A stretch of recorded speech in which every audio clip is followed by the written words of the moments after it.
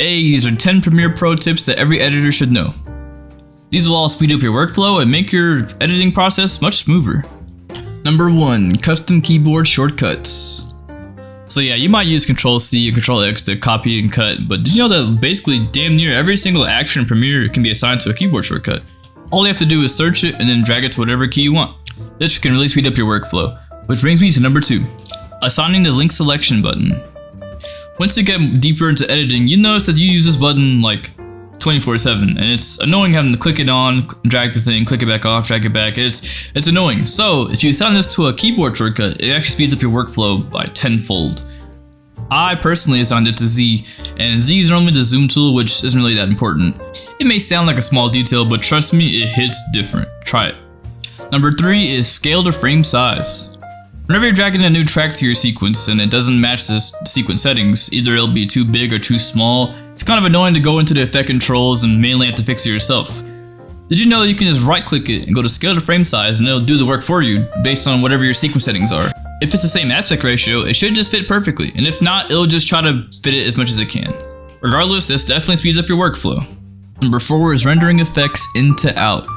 Whenever you see this red bar, that generally indicates you have a really high resolution track or some effect you've put on it that hasn't been fully processed yet, which means playing it back in the timeline, it makes it pretty laggy, which is annoying because you're just trying to see your hard work. However, if you select an area with I and O and then go to sequence and render effects in and out, or just hit enter, you'll notice that it renders out that area that you selected. This makes viewing it much easier without having to render out the entire video. Number 5 is warp stabilizer. If you've been using Premiere for a while, you probably know what it does, and it analyzes your frames and tries to make it less shaky and make it more smooth. However, did you know if you go to the advanced section and hit detailed analysis, it makes it even smoother. And it gives you more range to how you want to work with it as well. This makes a big difference in how it stabilizes, although it does take a little bit longer for it to analyze, but it's worth it. Number 6 is pasting attributes. So after you've put so many effects on one of your tracks and you're looking to put the same ones on others, you're probably afraid of having to redo all those steps all over again. But don't worry about it, you don't have to. If you copy that track and select all the ones you want to paste it to and hit paste attributes, it'll let you choose whatever effects and things you have that you want to put onto the other tracks. And boom, put it on, and now they're all there. Number 7 is nesting clips. Nesting clips is so clutch actually. It does a myriad of things. First of all, it can make your workspace less cluttered since it combines all the clips you select into one track. And with that track, you can add effects to it and modify it just like anything else. The cool part is that everything inside that nested selection gets affected. However, the clips inside actually aren't changing. It's just that outer layer that gets affected. Number 8 is saving effect presets. Doing this comes in clutch if you find yourself using the same set of effects throughout your project or multiple projects. Go to your effect controls, select all the effects you want to add to the preset, and then right click it and click Save Preset. What this allows you to do is now you can just go to your preset folder, click and drag that to whatever track you're trying to add it to, and boom, now you got it. Number 9 is customizing your workspace. Did you know that most of these panels, you're able to click and drag them and move them basically wherever you want them to?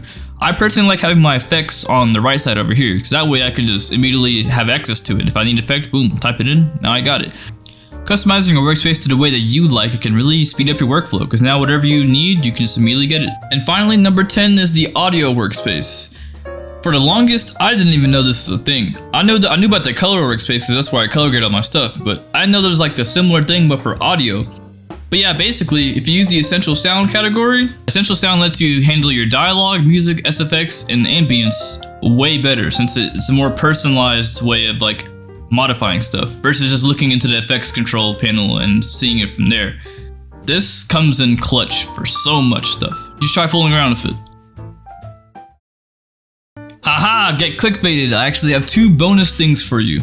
Okay, the first thing is if you hold Alt, and I think it's Option on Mac, and you click on something and drag it and let go, it'll make a duplicate. Just like that. So you don't have to worry about copy and paste and moving it back to where you need it to be. You just already have it there.